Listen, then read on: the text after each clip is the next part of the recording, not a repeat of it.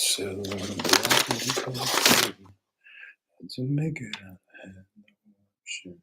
Lock me up, throw away the key. They don't care about me. So stack it up, I got the shit in my bed. Make it out.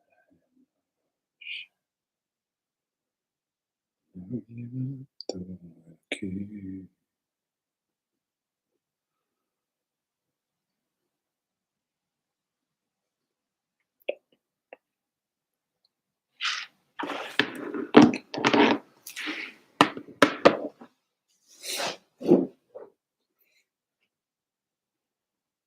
Hello, how's it going?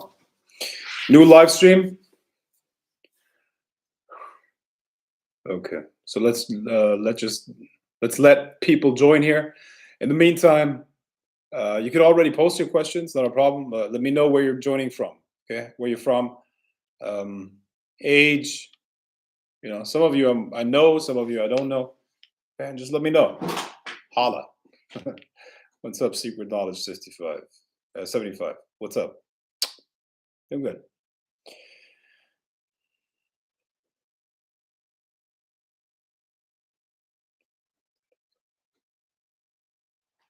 Look 1,000 miles away.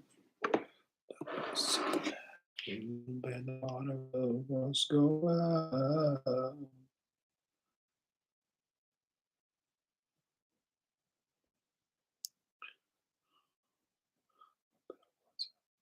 You don't allow me to stay.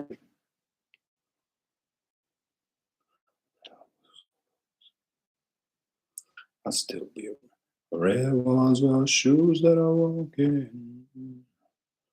No option. It's still a block.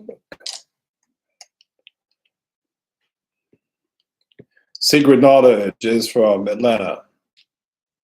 Awesome. Aiden, how's it going? What's up, Frank? Good to be here. Awesome. Okay. Well, as usual, I'm just waiting for people to join. Right, the numbers are growing. You can already ask your questions. Anything you want to know, anything that's on your mind, anything that is a mystery to you in your magical practice or magic in general. I'm going to try to resolve that.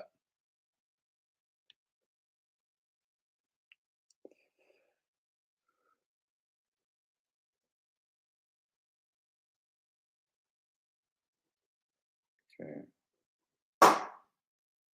And in the meantime, let me know where you're from. Let me know where you're joining from.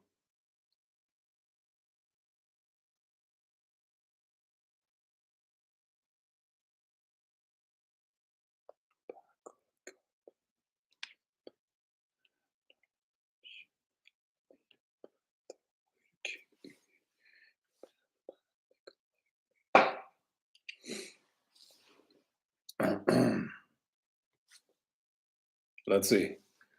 When making sigils, what's the best way to charge it? Do I need to use a strong motion or can I just reach a state low mind and simplicate it, etc.? Oh man.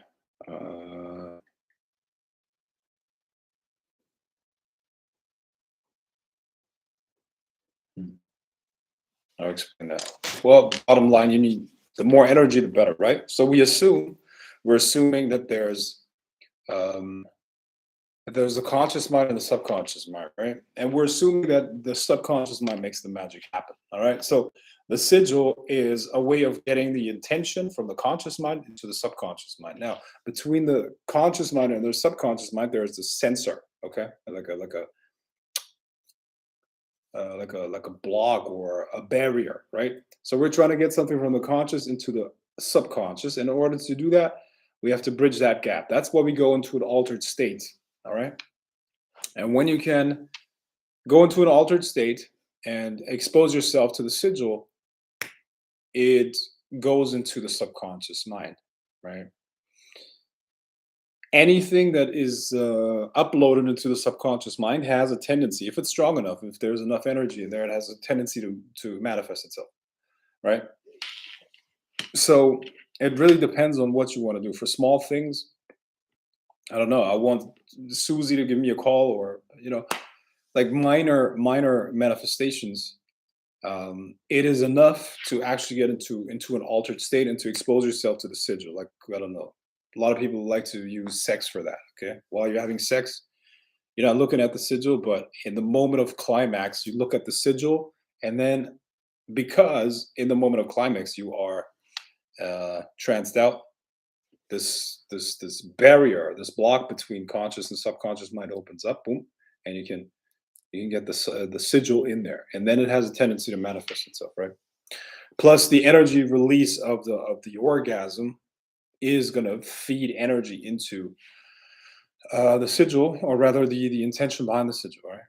So that is a way. It's not a very powerful way. So for big manifestations, for things that are hard to accomplish, you're not going to have a lot of success with that. But for minor things, yeah, you can definitely do that. Antoine, what's up? How's it going? Joe is from Colorado. Yeah, nice.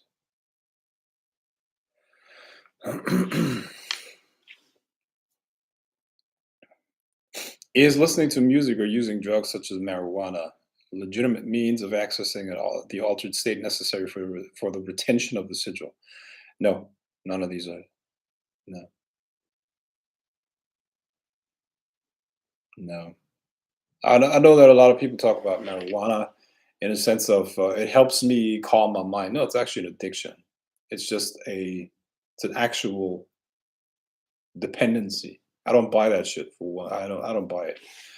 Marijuana might have been harmless in the '60s, you know, but the stuff that you get today, it's genetically modified. Okay, it's 20 times as strong than it used to be. Plus, there are intentionally addictive chemicals added to the.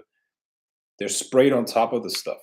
Okay, so this is no joke. Marijuana is not a joke. It's an actual, maybe not class A, but I mean class A would be terminology that you would use if you would look at it from a criminal prosecution point of view. That's not what we're talking about. But in terms of addictiveness, it's becoming very, very addictive, and it is not in my view, it's not a harmless thing anymore. It is actually making people dependent on it, and that's nothing is good. Nothing that makes you dependent is a good thing.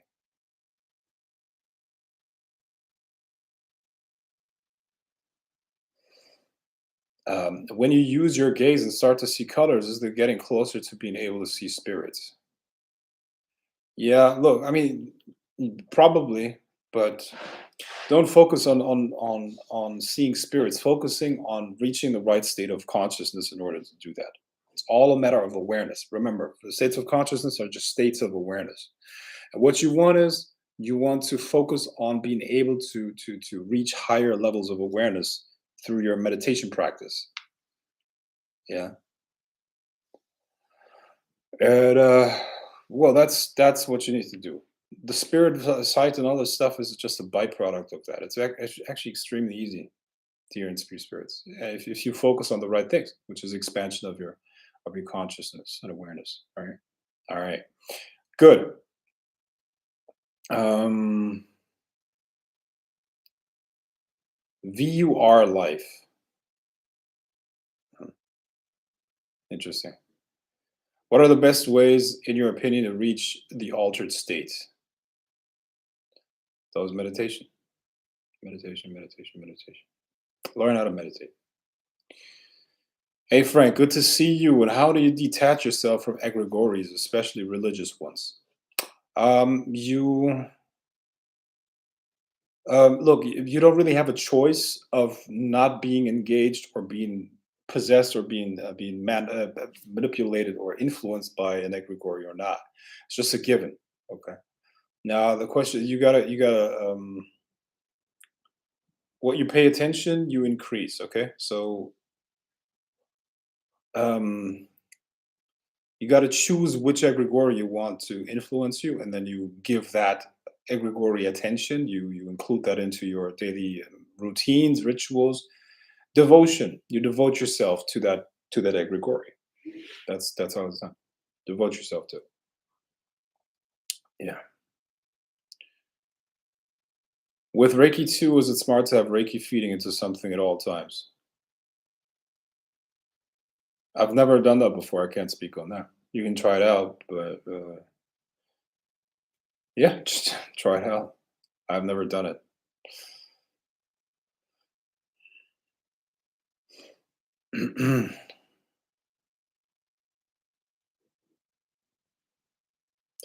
Can we technically use Shokure for specific manifestations like send energy into the situation or problem until it is resolved once, an infinite amount of times for different intentions? I don't. Yeah, good question. No, I don't think there's a limit to how many times you can do that. You can do that for multiple things simultaneously, definitely. And yeah, so the answer to both of those questions is yes and yes.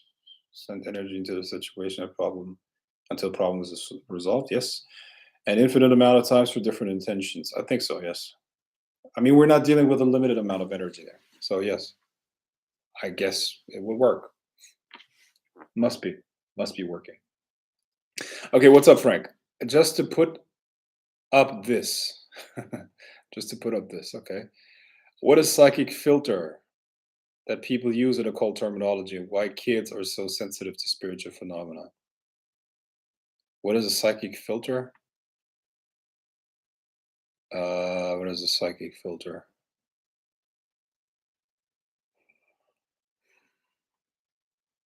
You know, it's really interesting. That's actually a very, very deep question. Or rather, the answer would require me to go a little bit deeper. But okay, let's do that. Okay. So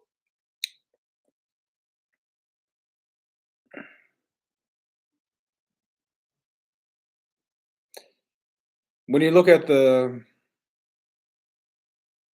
when you look at philosophy, generally speaking, okay, um, one of the most important questions of philosophy, or one of the most important parts or fields of expertise and study, is epistemology. Okay, epistemology is essentially the question of how do we know what we know, and how do we know that what we consider to be knowledge is actual knowledge, and how do we know if something that we consider true is actually true. Okay, so when it comes to that, when it comes to the study of that, or trying to find that out, where we um, have a couple of different ways of discerning the truth. Okay, so um,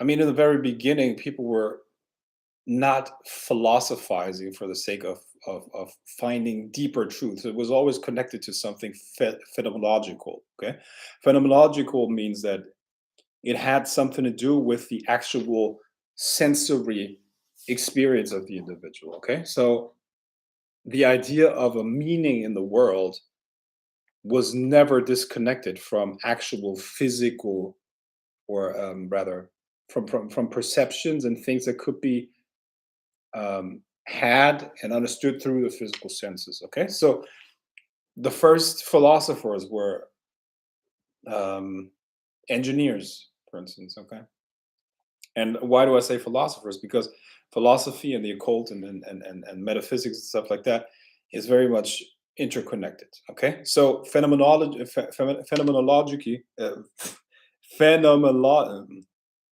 so phenomenology means that you try to understand the world through sensory perception, right? And you assume that there's nothing beyond the sensory perception, and based on that, you can find truth, right? Now, then there's something called metaphysics, which is essentially you try to find a meaning and a reason for things in the physical world that transcends all of that. This is when we talk about Plato and things like that. Okay, Plato is a very important character when it comes to these things. All right. Now,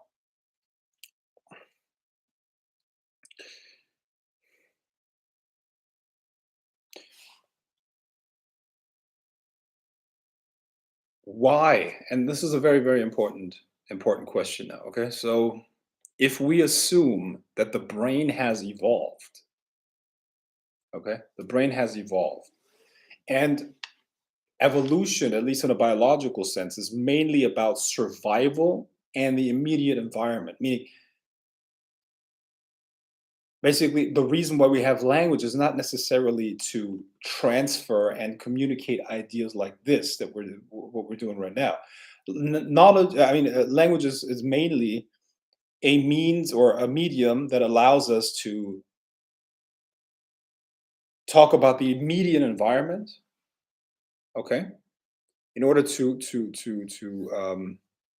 have a clear communication about potential threats in the environment, or there's an animal, or there's food, there's a root that we can eat, there's an animal that we can hunt, stuff like that, right? And it's also something for social means, okay? It allows us to communicate something about somebody else. So I don't trust that person in our group, okay? Gossip, essentially, right? So language is not necessarily something that evolved in order to communicate abstract, metaphysical, transcendent ideas, right? Now, the same applies to the brain as well, okay? So the brain, as a physical structure, has evolved, okay? Now, I mean, when you look at anthropology and when you look at the different stages of human development, I mean, it doesn't really matter when exactly the modern brain evolved, right? But I mean, it is a fact that it must have evolved through environmental pressures. Okay, environmental factors shaped the structure and the abilities of the brain, right?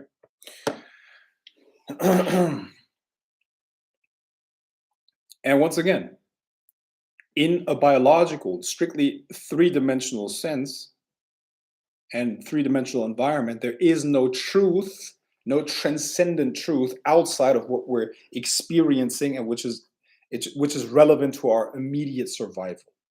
Okay, so that is the raw structure of the physical brain. Okay, so when you talk about your question, coming back to your question, just to put this, what is that psychic filter that people use in occult terminology, and why are kids so sensitive to spiritual phenomena? Now, the brain evolved in order to help us to deal with the immediate physical environment, and allows us to deal with the immediate environmental pressures, and allows us to survive. It's a mechanism. It's a it's a mechanism. It is a machine. It is an organ that allows us to deal with the immediate physical environment, and that's what it's concerned with, right?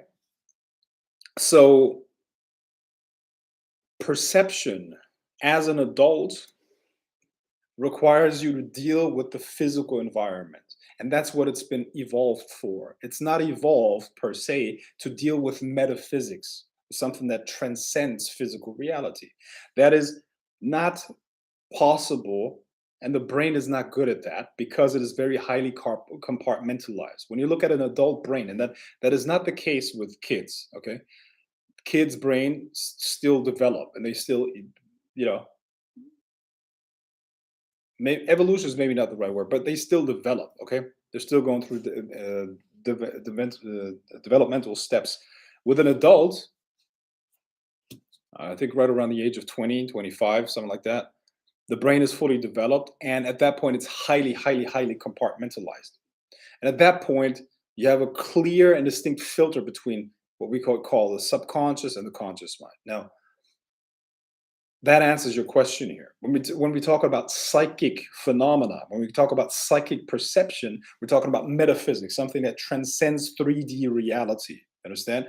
Now, there is a way to use the brain that is a machinery that has evolved to deal with 3D. All right. We can use that machinery. We can use our nervous system in order to access and communicate and perceive worlds beyond, okay? Metaphysical worlds that go beyond 3D. However, in order to do that, we have to transcend the compartmentalization of the brain. And that happens in altered states. It's something called the theta gamma sync. Okay. When we go into a theta state and we hold for a while, um, gamma brain waves are triggered. These gamma brain waves solve the binding problem, which is essentially all parts of the brain communicate at the same time, which is In adults, that usually does not happen. Okay, not even while people sleep, not even in hypnosis, not even there's no state of consciousness outside of this theta gamma sync that is being triggered through meditation, where all the parts of the brain can communicate at once. And at that point, the brain can actually be used as something that allows you to deal with metaphysics, with something that is outside of 3D dimensions. Okay, so the main problem, what we can't do is compartmentalization, which also answers your question here, which is why children or kids are so sensitive to spiritual phenomena. Well, because till the age of 7, the brain is not compartmentalized at all. Okay, and even then, after that, it takes a long time until the brain is fully developed and the filters are fully set in place. You see, so that is the reason why. Daniel, what's up, Frank? How's it going? 1 second.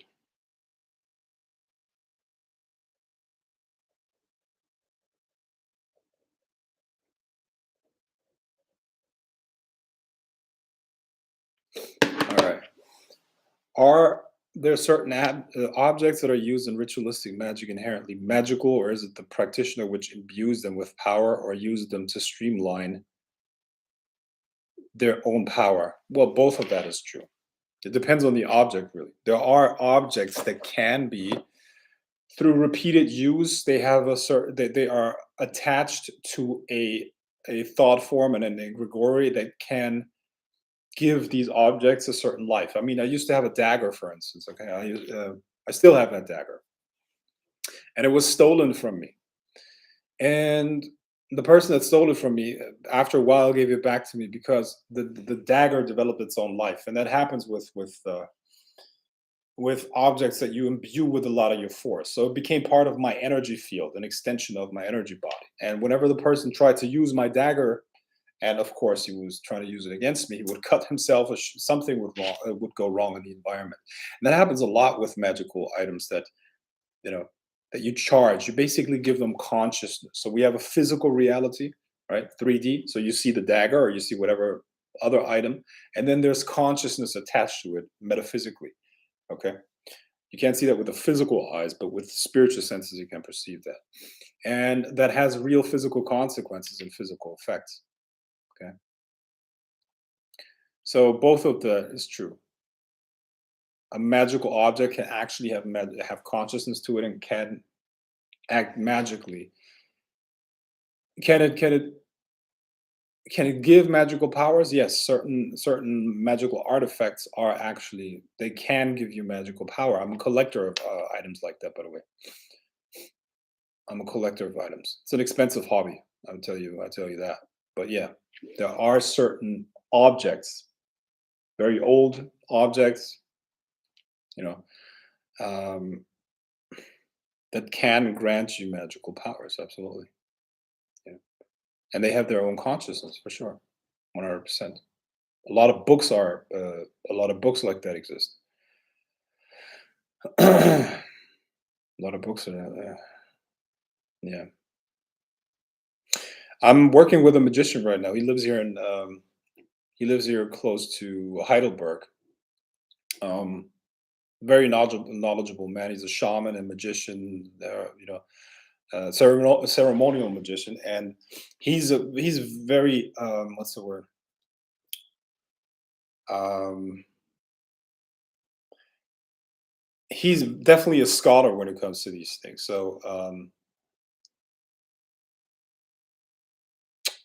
So he's kind of like an expert when it comes to these occult tomes, and I mean, in Heidelberg and uh, other cities there, there are special sections in the libraries, or in it's not accessible to the general public, but he's a doctor. Okay, not a medical doctor, but like a researcher. He's a doctor of art history.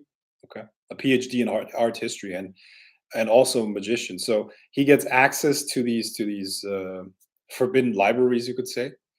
And it's kind of crazy what kind of grimoires are in there. Like 500 years old. You know, used by the Catholic Church and other practitioners, and when you go and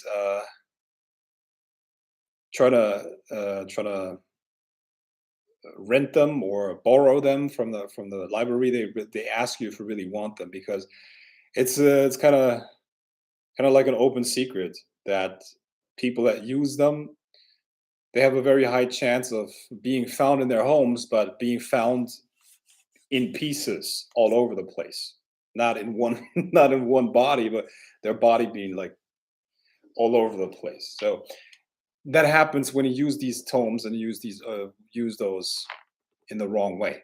Okay, these are actual fucking grimoires, actual real grimoires that are um, dangerous. You know, used by the Pope and other clerical figures. So speaking of what you said here, are there items that can have magical powers? Yes, absolutely. They've been imbued with the powers of hell or something like that. And yeah, if you don't know what you're doing, that can really mess you up in a lot of ways. Okay. Now, obviously, that's not something that you can order on the internet. Duh, right? I mean, shit like that you can't order, you can't buy. Okay, these things are maybe in an auction in London or something like that. For once in a while, these things go on auction, but they cost hundreds of thousands to millions. To millions, and some fucking aristocrat with unlimited funds buys these things, and collects them and does rituals with those things. Yeah. So you would have to go to an auction, and London's is a very I think in New York some of those are all sold as well. Paris definitely. Yeah. But it's not something that the normal person will see. You know? Uh, do you think we are in the midst of the development of the sixth root race? Okay, I guess you're talking about Blavatsky's theories. Look, I don't really have a high opinion about Blavatsky. Or are you talking about Rudolf Steiner? Rudolf Steiner and Blavatsky. Look, I mean, the answer must be no, because I don't think their theories and their ideas are valid.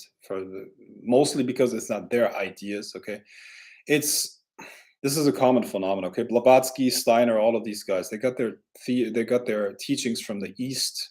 Okay, um, when I say East, I'm talking about Asia, I'm talking about India, Tibet, and all these places, and they needed to make that stuff readable, digestible to European readers in the 19th century. Okay, which means it's highly edited. It's highly like it's absolutely nothing. Like it's so twisted and so what's the word, in the translation? So much is lost in the way to make it understandable. So much stuff is lost that it doesn't resemble the original teachings anymore. Okay, so anything that I mean, Blavatsky was an important figure Western in the Western esoteric tradition, that's for sure. But it's highly edited, and it's definitely not accurate. So no, the answer must be no. You see, I mean, another example is essentially the why do most people in the West use the seven chakra system? Why do we do that? It's because Blavatsky introduced it as the simplest system that you could come up with. But there are many, many other chakras, many, many, many other chakras. See, so it's always highly edited. Especially I have. It's just not good if you're. I mean, why did you do that? Especially in the 19th century, where it was a different time. People had no fucking clue what that actually meant. It's just not really an ideal way to transfer these teachings. Brala says, "Hey Frank, what's up?" Do deities have the ability to incarnate in the physical world as human beings? And if so, would they be apt to do this for any reason? And would deity, which is incarnate, have some sort of agency over the physical world that others don't? Um, well, generally speaking, yes, both to all of those questions. So in Harry Potter, when the magician put part of the soul in different jewelry, was that a metaphor for what you're talking about? Yes. How do you use Reiki to charge a sigil? You call Reiki and you hold the sigil in between your hands. It's like this. You got a sticky note, and there's a sigil on top of in the sigil. There's a sigil in the sticky note, and then you call Reiki. The Reiki flows through your hand, like that, and just relax, let it flow. That works.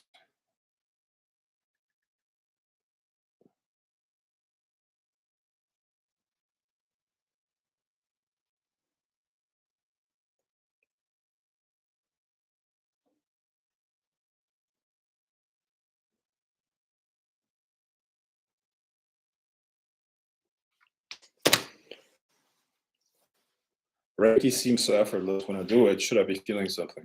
No, you don't have to. Not necessarily.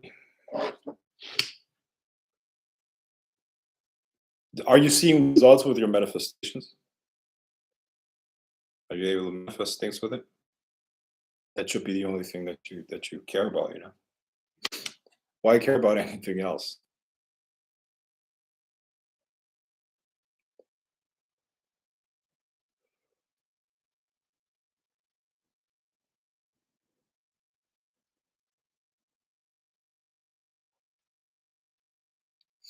Hey Frank, do you get past the point where you constantly feel energy traveling through your body?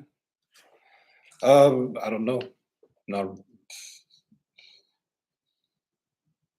I don't really know. I mean, you become more sensitive to the energies within you and around you.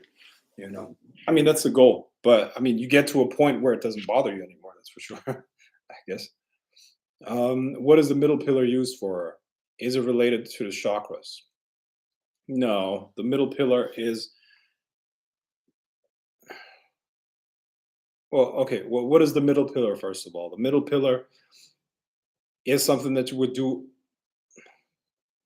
in addition to the lesser banishing ritual of the pentagram. Okay, so the structure of the middle pillar is as follows: you have the lesser banishing ritual of the pentagram, then you do the middle pillar, and then you do the lesser banishing ritual of the pentagram to close it off. Right? What is the middle pillar? The name of the middle pillar comes from the following. Okay, you got the tree of life, you got the different spheres, right? You got the tree of life, and the middle pillar. I mean, we got the pillar of severity, and we got the pillar of mercy, and they represent different qualities of the creator, right? Or of creation of the universe. And then we got the middle pillar, and the middle pillar allows you to reach the top. Okay, so the middle pillar reaches up to Kether, okay, which represents omniscience and divinity and all that stuff, right? So when we're doing the middle pillar, what you're doing is you're awakening the energy centers that are associated with the different spheres on the middle pillar. They're not chakras. They're not chakras. They're different.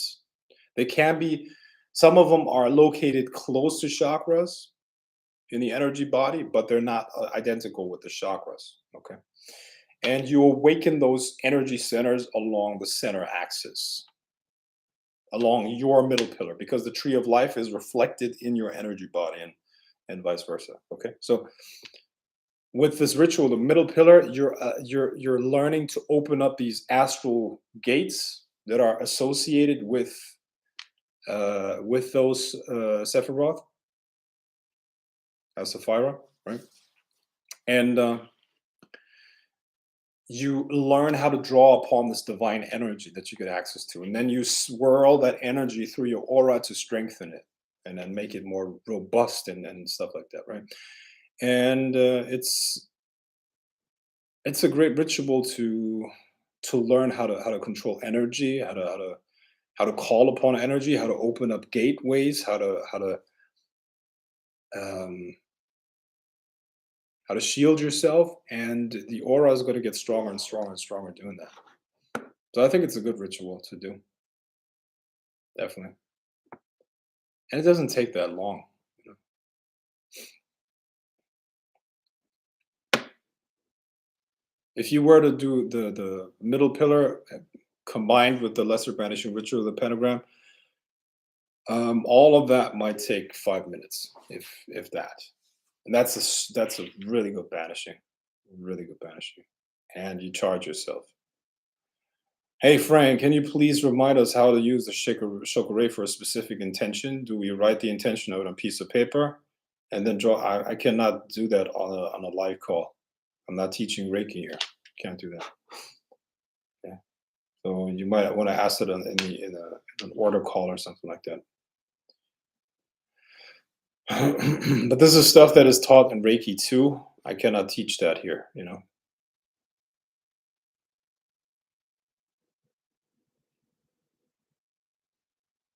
What does the wand represent to the magician? Does it represent as a symbol for the magician to focus? Yeah, yeah, for the most part. The wand is also um, it's something that you use to open the gates between consciousness. See, when you we're talking about this conscious mind, we're talking about the subconscious, and we're talking about the block or the sensor that needs to be removed in order to gain access to the magical subconscious, right?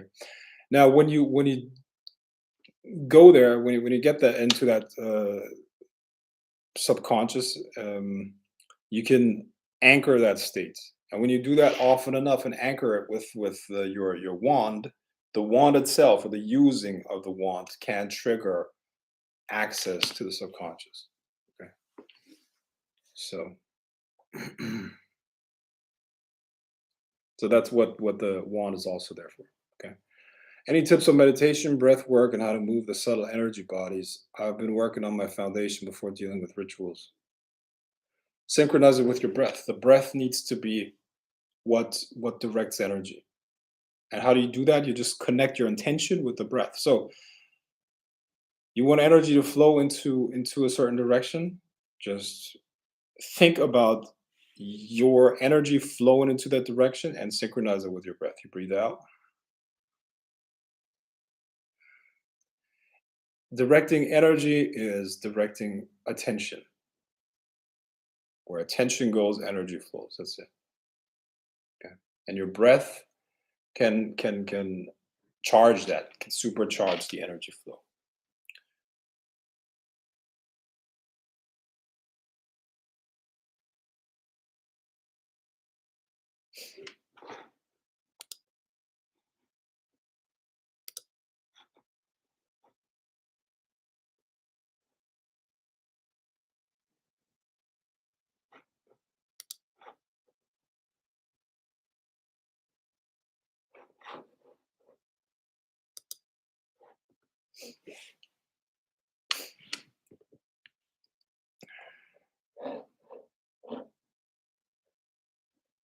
Are Goetia demons evil or malicious in any way? Any demon is evil.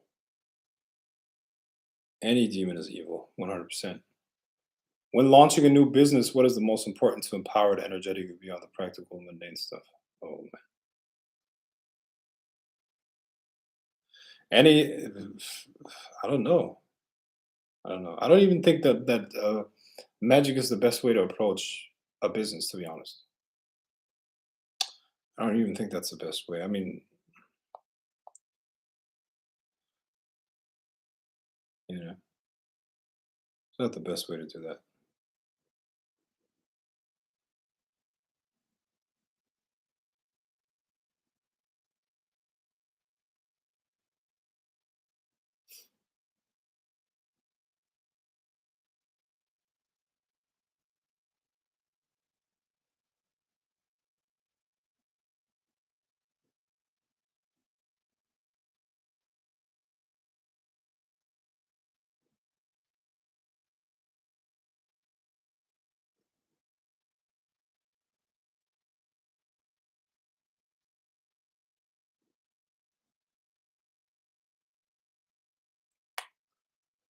When would you work with angels as opposed to a goetic spirit? And I don't know. It depends on what you need. It depends on what your goal is. Like if you were to assemble, if you need a job, if you need a job done, what are you going to do? You look for the person or the yeah, the force that can get the job done. That's what you think about, right? So that's I don't have a concern if it's an angel or a demon or any of that stuff. Which one can get the job done? That's really what it is about, you know. And why would you worry about anything else, bro? Why would you worry about anything else?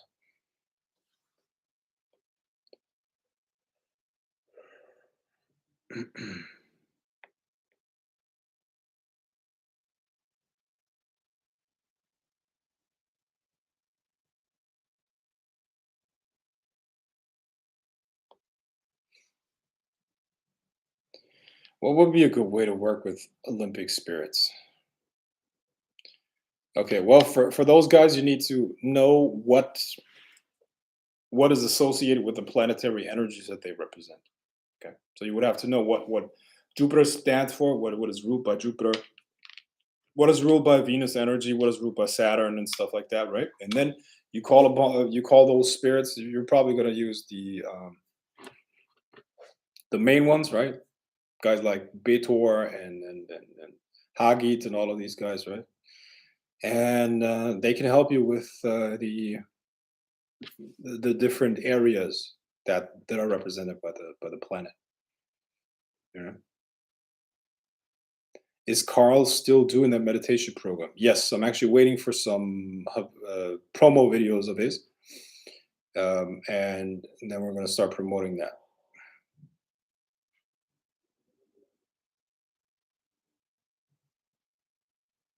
Does meditating using emotions and directing energy, guys? Please, I have one question or one thing that I'm asking you guys to do. Please, if you text stuff, please make sure that the sentence makes sense and that it's that the grammar is okay. Okay. Sometimes you make me sound like a retard reading this shit.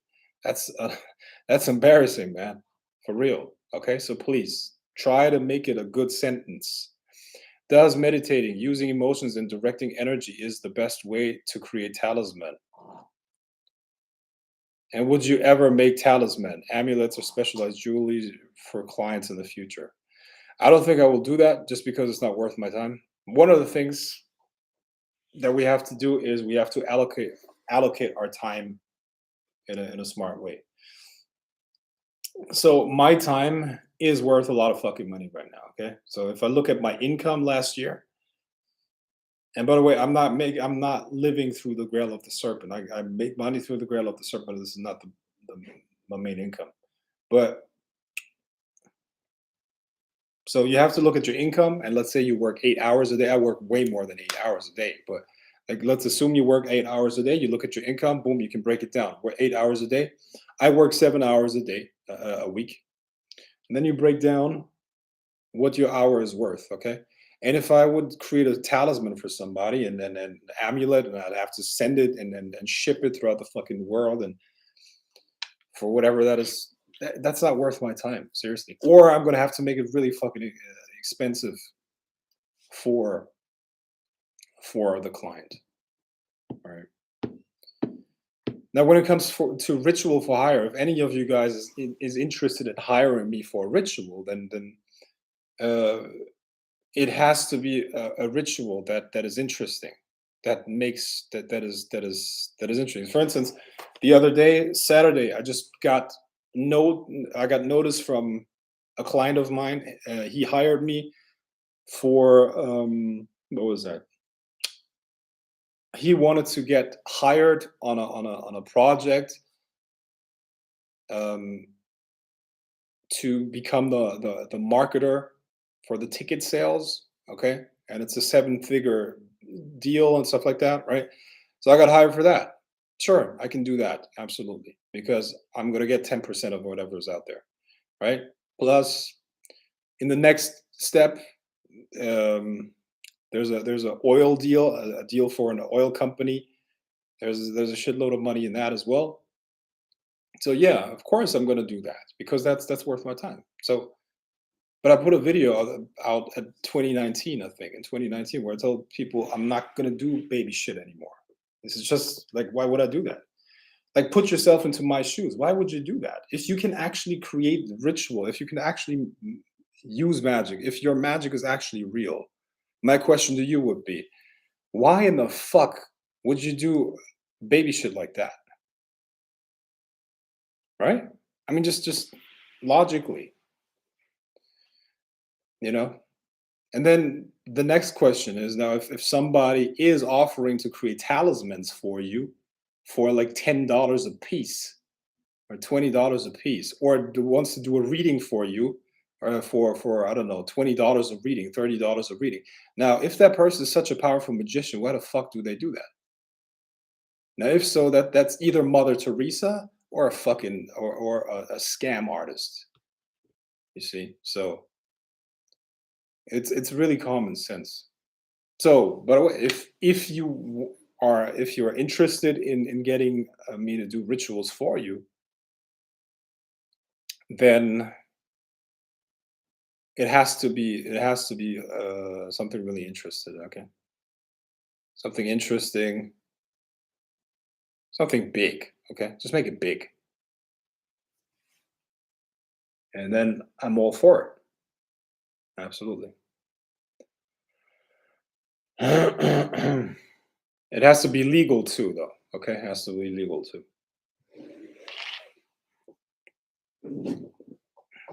Somebody wa- somebody wanted me to help him hack a crypto wallet that was abandoned or something like that. Like, come on. Um, for what reason is magic not geared towards business? What about that sphere in particular makes magic less likely to be effective compared to other things, which magic is assumably more geared toward? Whoa, what? For what reason is magic not geared toward business? What about? I'm not saying it's not geared toward business. I'm just saying that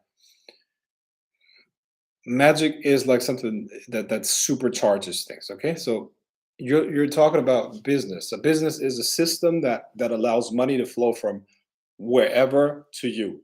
Okay, so it's a vehicle.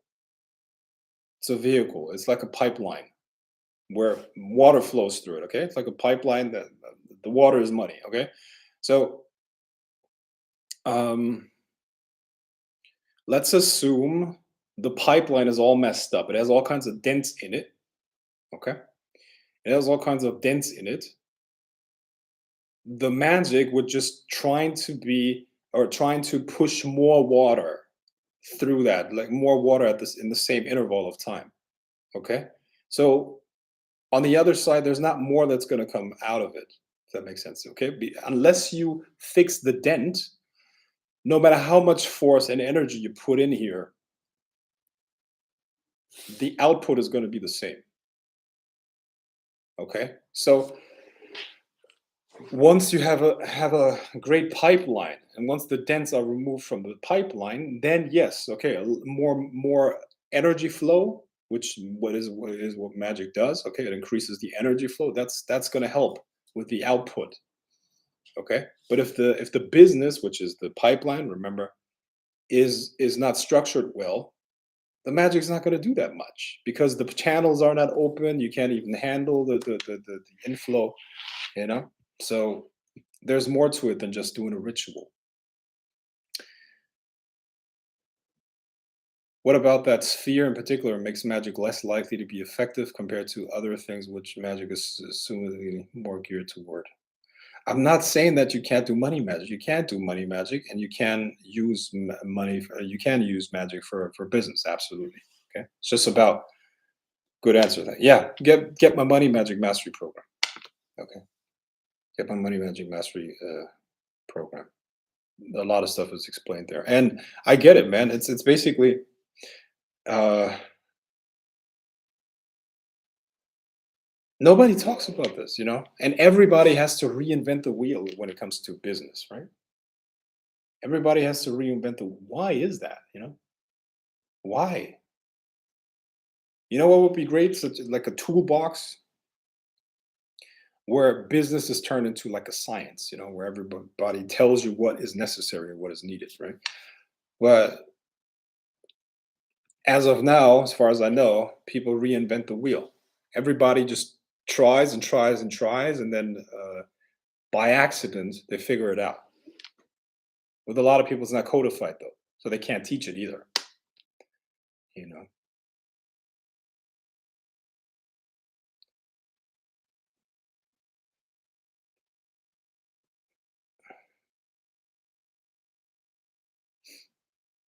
Frank, I really love and respect how you run your business, and I'm starting to understand why you have the rules you do. I will model after you in the future when I can become a businesswoman. Uh, yeah, okay. Um, Thanks for the compliment. Um, what countries do you think will be most livable in 10 years' time? Well, that's a good question. That's what I ask myself almost every day, to be honest, bro. I ask myself that almost every single day, to be honest. So it's a very good question. It depends on. Well, I think first and foremost, it depends on your living situation. Okay, so what is your personal situation? Do you have a family? Are you single? Or how old are you? Do you have health issues? All of these things factor in. You know, so it really depends on what you want.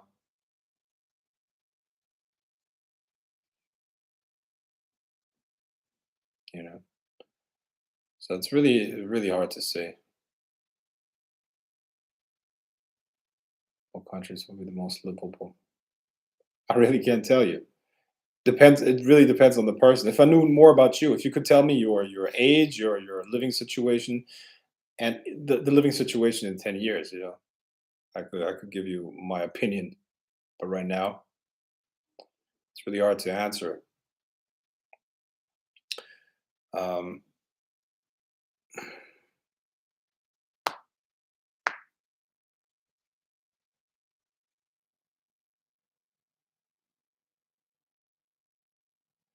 what are some good ways to cast a spell that my family and boyfriend has the illusion that they're getting what they want from me? If they have mutually exclusive agendas, I'm tired of flat out compromising.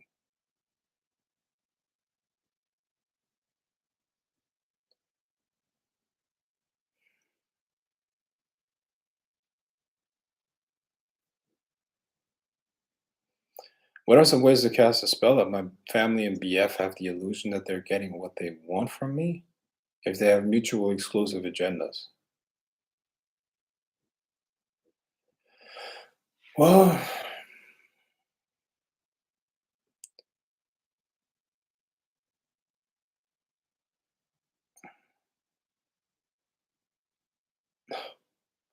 okay, so I guess I guess your family wants you to leave your boyfriend. Is that the situation? I would have to know more about the situation. I can't answer that right now. Mid-20s, single, I make decent money, but nowhere near rich. Okay, so in 10 years you'll be mid-30s. Are you gonna have kids? Are you gonna be single? I don't know. Okay, but let's assume. Okay, I can tell you what. Okay, based on your current situation, you're in your mid 20s. You're single, make decent money, but nowhere near rich. Mid 20s, single, nowhere near rich.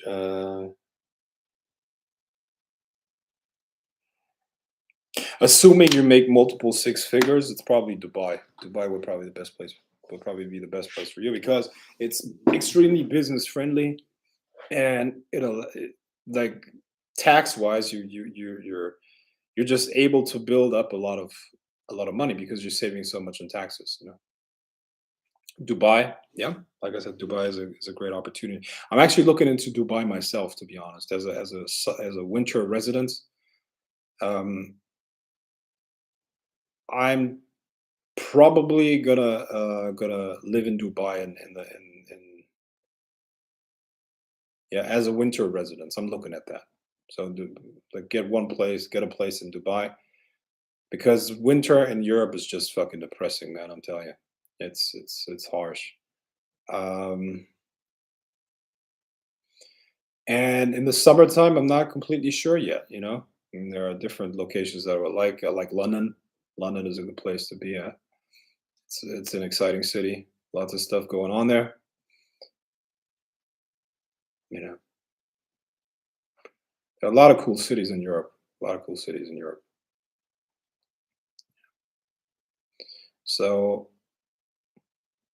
yeah,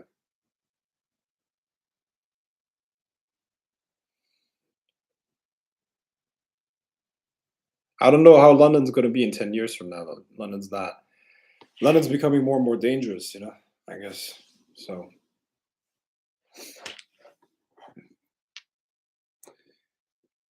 What advice would you give to a 20-something who feels lost in work and relationships? I want to improve my life and not feel like a zombie.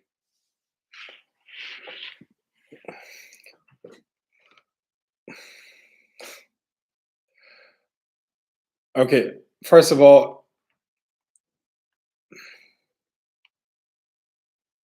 you should only ask advice from a person that you want to emulate.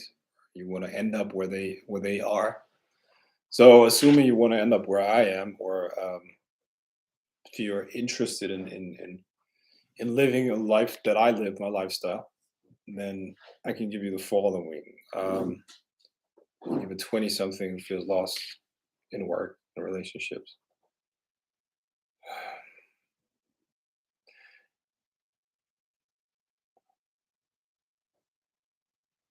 Okay, number one, you got to increase your creativity. Where does creativity come from? It comes from various sources of information, various inputs and inflows. So the first thing that you need to do is you need to cut your addiction to social media. Just cut it cold turkey. When you use social media, you only use it only. That's an absolute. It's not in this universe. There are no absolutes, obviously, right? However, if you use social media, try to use it for production in some way or another. Okay, outflow, create outflow, outflow, outflow. Outflow equals inflow in this world, in this universe. So if you want to attract something, whatever that might be, maybe money, you have to generate outflow.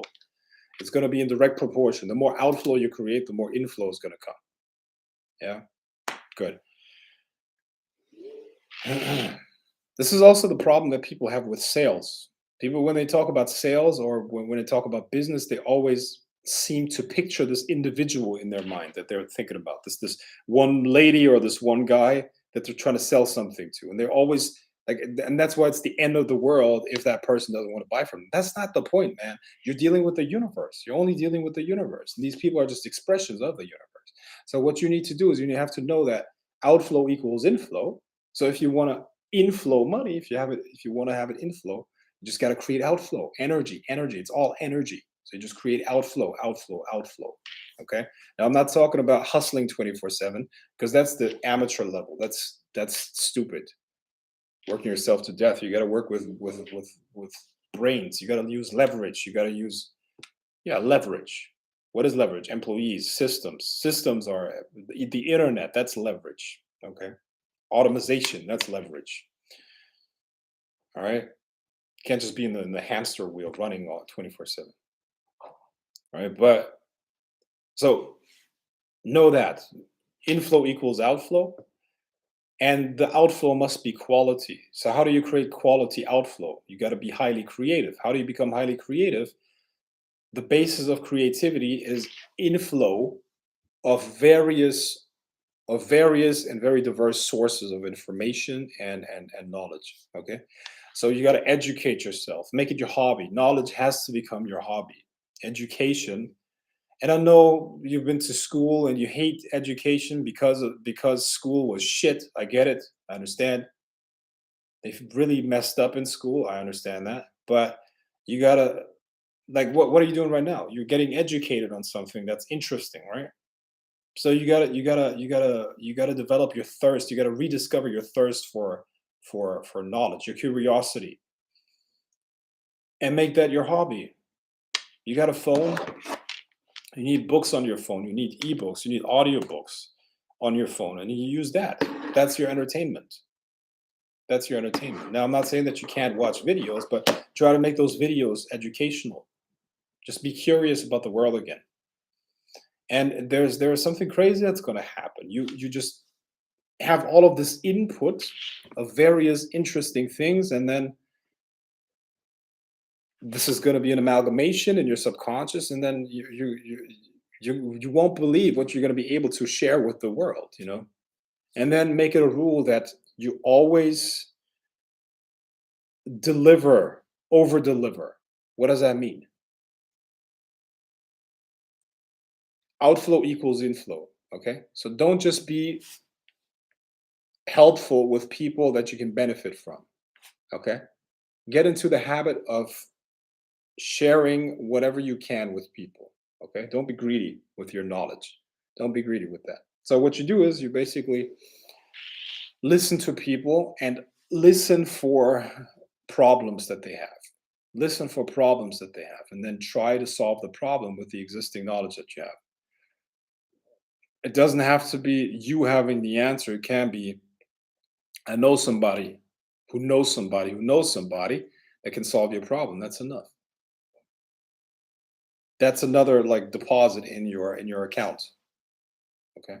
Sooner or later, it's going to come back in hard cash for sure. Just be of value to the world. You see, I'm completely against this fucking thing where everybody believes they're valuable and special. No, fuck that. You're not special. You're not valuable until you are actually valuable to other people. Now, of course, there's inherent value to life and people. Everybody has dignity and all that stuff. Yes, but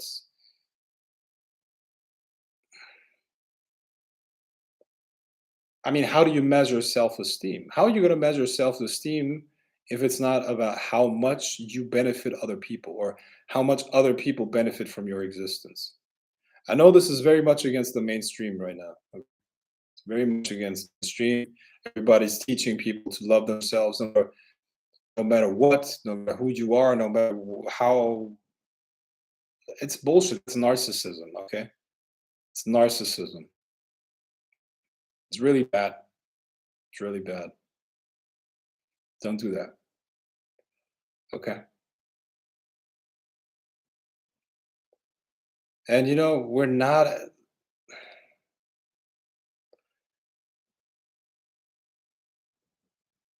It's funny. I mean, there are more people on this earth than ever before, but at the same time, everybody thinks they're more special than ever before, right?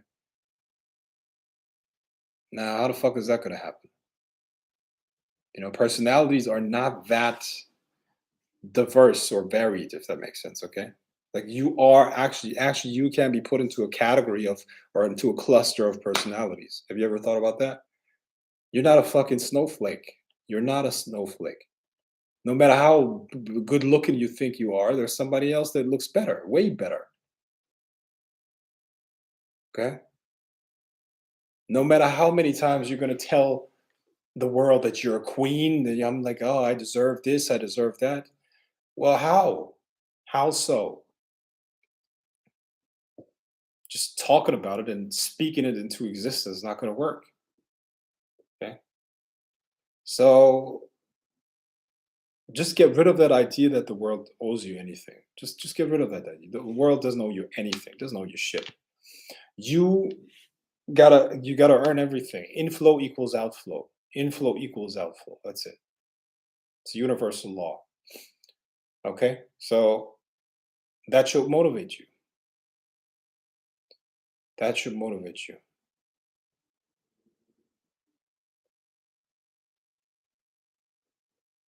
That's really probably the best advice I could give you because you're not special.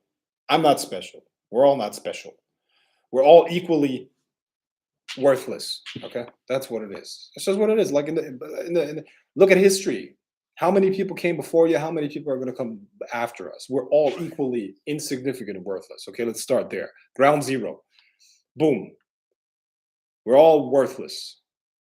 And now you can start making your life worth something. How do you measure that? How the fuck do you measure that?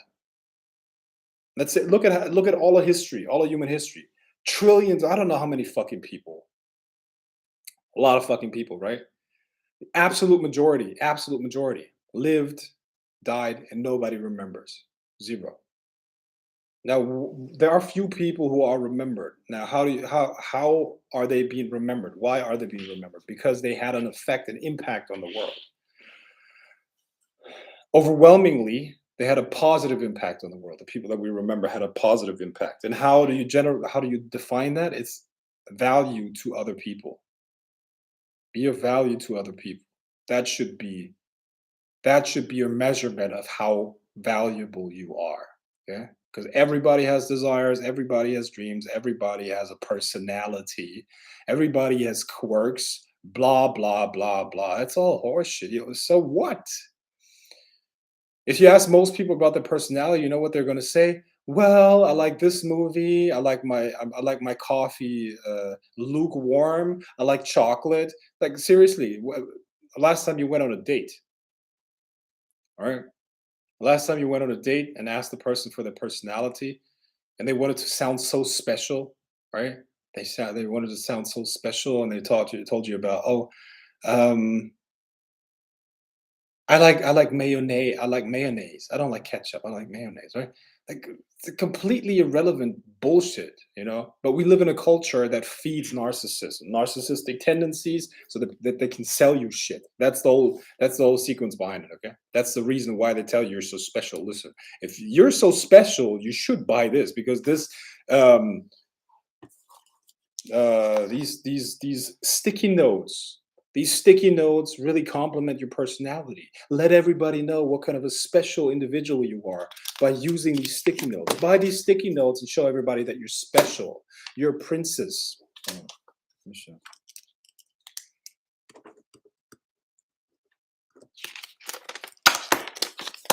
I'm a princess. I'm a princess. I'm a prince. I mean, okay, that's a little bit ridiculous. But what is the difference between this and a Gucci bag? What's the difference between this and the Gucci bag? That's it. That's. I mean, it's good marketing, and it's fine if you use that psychological factor or these psychological factors to make money. That's fine. Okay, but please don't buy into this shit. Okay, please don't buy into this culture because this culture is in decay. It's destroying itself. You see, and sooner or later there's going to be a wake up call. So you want to be better than that. You want to actually earn that. Okay. The amounts of people that are delusional about what they are, what life is about, it's insane. We live in a fucking dream world because they've been sold a dream by Hollywood, essentially, the media. You're all so special. You're all this and that. No, no, you're not. You're not. It's just what it is. And this is the key problem that we have in our culture right now. That's the key problem. Nobody wants to sacrifice. Nobody wants to take on responsibilities. Everybody's me, me, me, me, me, me, me. Right? And yeah, it's just it's very, very prevalent. Right.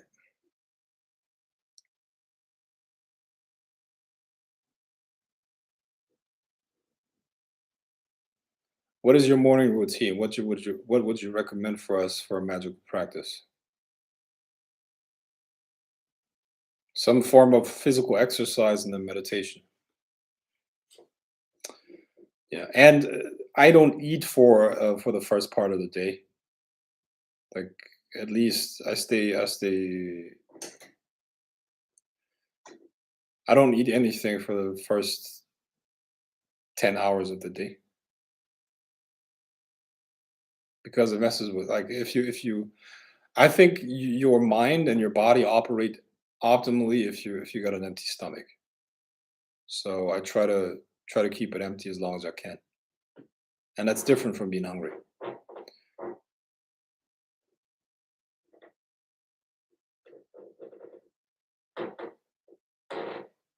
I think Dubai would be good. A lot of beautiful women, especially Instagram models, go to Dubai to get rich men as well as wealthy people, and also It's really good for business, and people have a lot of fun in Dubai. Yeah, probably. Hey, brother, greetings from Pretoria, South Africa. How's it going? What advice would you give for making the demonic part of your daily vibration or reality? I wouldn't recommend that. I would not recommend that.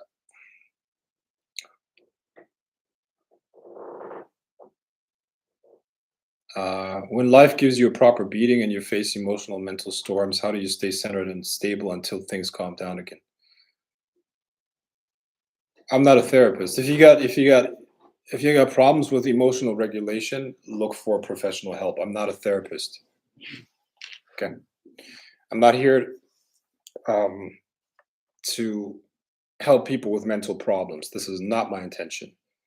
I'm here to give information. I'm not responsible for any of your actions. This is not even advice. I'm not even giving you advice. I'm just giving you information. It's an educational thing here. So I'm not going to talk about emotional regulation. I'm not talking about depression. I'm not talking about mental health issues. Period. I'm not doing that. My family wants me to leave and find a better man and be a high-powered career woman. My boyfriend is 20 years older, demanding, nagging, wants me to handle home, his kid and dog, but he's a decent option right now. Okay, well, do you have an intention too? Do you have a will of your own? I mean, what do you want? Like, I'm honestly asking that. I'm not trying to be an asshole here. Like, do you want something? What do you want? Do you want family life, or do you want to be a career woman? Do you like what is it that you want? So I guess the best way to live your life is to do what it is that you want, what makes you happy, right? If you want to be a career woman, be a career woman. But please don't do it because of your parents. I mean, seriously. Okay, is that whole being non-binary about wanting to be special? Is that whole being non-binary about wanting to be special?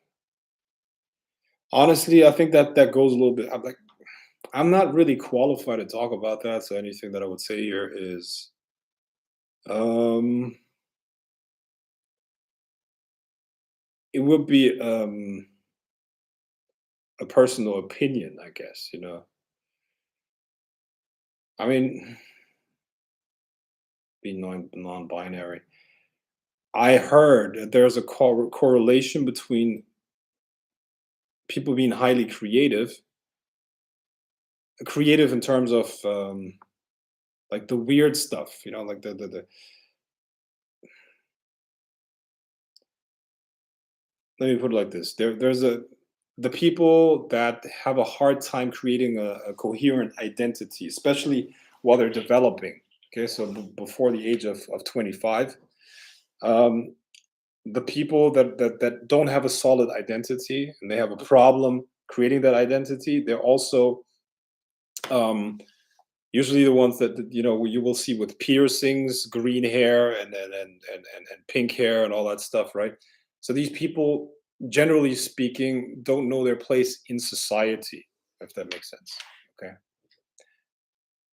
and there are always people like that, meaning people that have a harder time finding their place, and that's a psychological condition, not condition, but a psychological predisposition um, that also makes them highly creative. So they like to try out new things. Those are kind of like the first movers, when it comes to a new trend.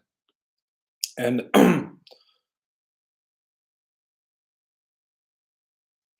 non-binary and the option to have like 50 different genders and like having a spectrum of different options there allows them to be fluid, if that makes sense. Okay, it allows them to be fluid in their identity. And at the same time, it's also dangerous, because a lot of those people go into self mutilation before they will do things that they will regret later on. Okay, they will use hormonal therapies. They will mutilate. They will have massive, massive psychological problems. That's already visible. Um, I mean, this is actual statistically significant stuff. So I believe that there are people that are gender fluid, 100%, but there are only two genders. Okay, so uh, I mean, there's a difference between gender and sex, but genders, there are two genders. There's not nothing in like there are two genders. That's it. Okay, it's a biological fact that there are two genders. But when it comes to sex, somebody can identify with different like with a spectrum, I guess. You know, it's a real thing. Okay, yeah, whatever. But I mean, I think around 5% of the population are like that, which doesn't make it. I mean, that's just a number. I'm not saying it's right or wrong or it should be insignificant because of that. That's not what I'm saying. But I think it might be because I don't think it's about being special. I think people have a hard time finding their identity. And if you have if you're generally um not very solid, it's a very tempting thing. It's a very tempting thing to be gender fluid or I don't know. Um and it also makes you feel special, I guess. Probably. I don't even know what the fuck to say about that shit. You know, don't want to be judgmental, anyways. I'm like live and let live, I guess. So, when you used to be an employee, how did you use magic to make more money, and what things did you direct your magic towards?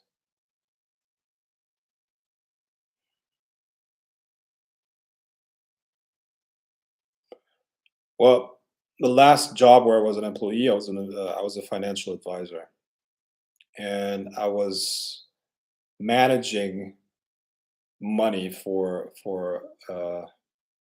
people that were well off, and I would use magic to make them have a good opinion about me and things like that. But still, you can't have a good opinion. You can't just have them you can't just have them have a good opinion about you, and then you fuck up in the when it comes to the numbers. You can't just lose them money all the time and they don't like you. But in order to get a foot in the door initially, yes, I mean, I'd use magic for that, absolutely. Because um I mean, if they're gonna pick you, or if they're gonna actually agree on you doing managing their finances in some way or another, that requires a lot of trust, and magic makes it easier to gain that. Absolutely. Okay, thanks for real. How can I know what my position in society to help with my creative skills? Sometimes with social media, I lose context and I don't know where I should be. Um,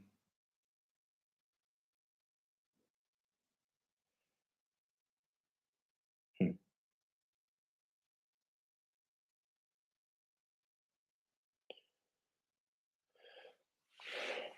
How can I know what my position is in society to help with my creative skills? Sometimes with my social media, I lose context and I don't know where I should be. How can you know that? Whoa, that's a good question. Okay, do the following. Okay, do the following.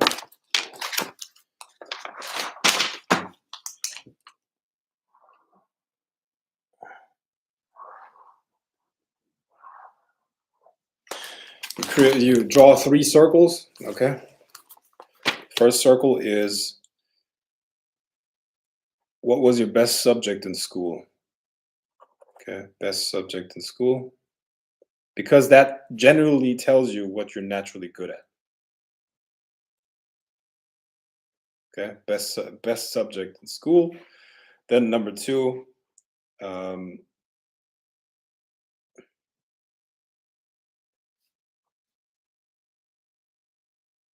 what um, can you scale that? Okay, can you scale that? Scalability. Okay. And then the third one would be, is it in demand? Okay. Okay. And then where all of those, this would be the spot that you should go into. That's where all three circles cross. Okay. So number one, what was your best subject in school? Number two, is it scalable? Number three, in demand. Okay. So why number one?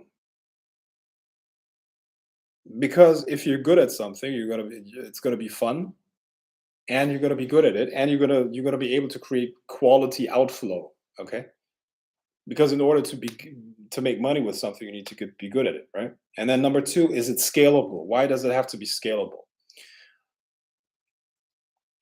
Look at a brain surgeon. Okay, brain surgeon. I think they go to school for like 10 years or 12 years to become a brain surgeon. So it's highly, highly qualified. Very few people can do that, right? Now that should make them very valuable, right? Number two, um, how fast can you copy that? It's very hard to copy. Number three, how many people can they serve at the same time? It's one individual that they can serve at the same time, and that's why their income is capped. Okay, so that's why a brain surgeon makes 1 million a year or something like that. I don't know, but if they found a way to scale that, their income would explode. You see what I mean? So scalability is actually very, very important. So if you have a skill, always think about how you can scale it. How can you offer that at scale? Okay, so being a doctor or stuff like that is probably not a good idea because there's always a cap to your income, right? And then the third question that you have to ask yourself is it actually in demand, right? And when you find a combination of those three, you're probably going to make money with it. Going to be pretty good.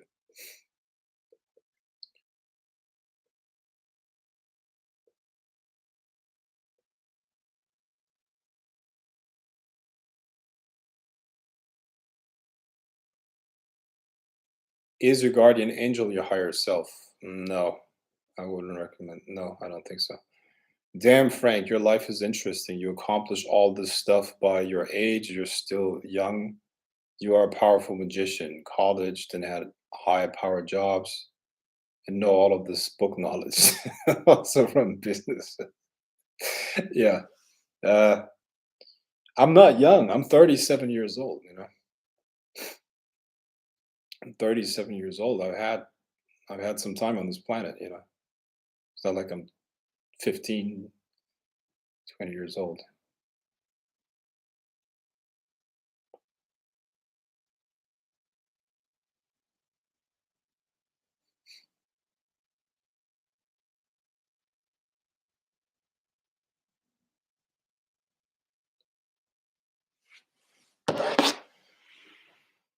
Have all this book knowledge. You make me you make me sound like a complete uh that all about theory.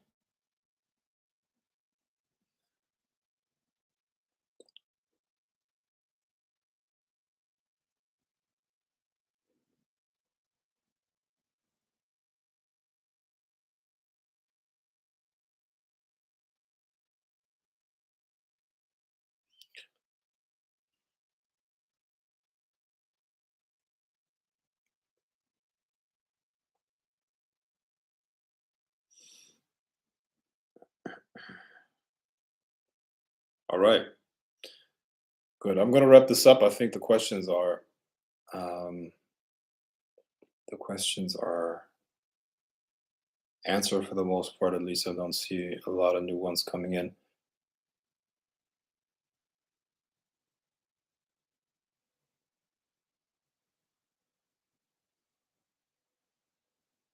I want peace, an artistic lifestyle, and a man with honor.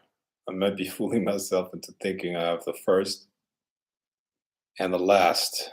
Only time will tell if I have the last, but I don't want to wait to find out. Uh,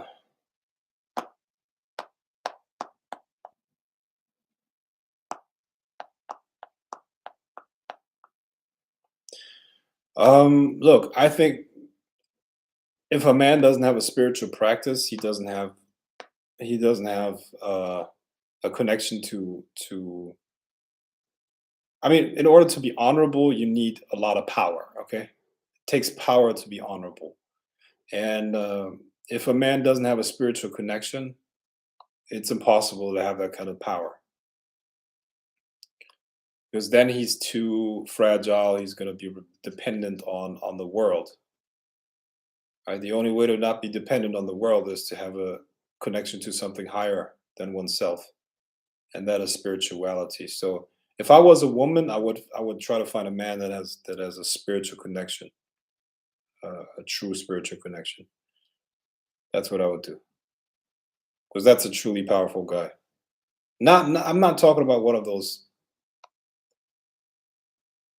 new age yogi type of guys, new age yogi type of guys that are like soy boys and shit like that. That's not what I'm talking about. I'm talking about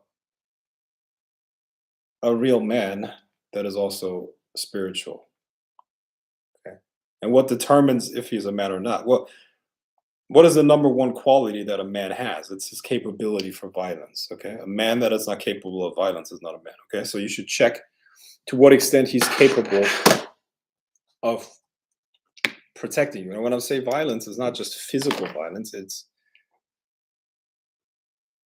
is he aggressive towards life and the world? That's what it is about. Okay, is he strong? Is he tough? Does he cut his path in life? That's really what it's about because that's positive aggression. I'm not talking about destructive things.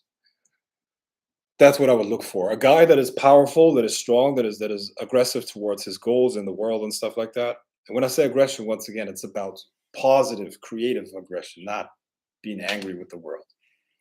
Yeah. And spiritual. That's what I would look for as a woman. Um,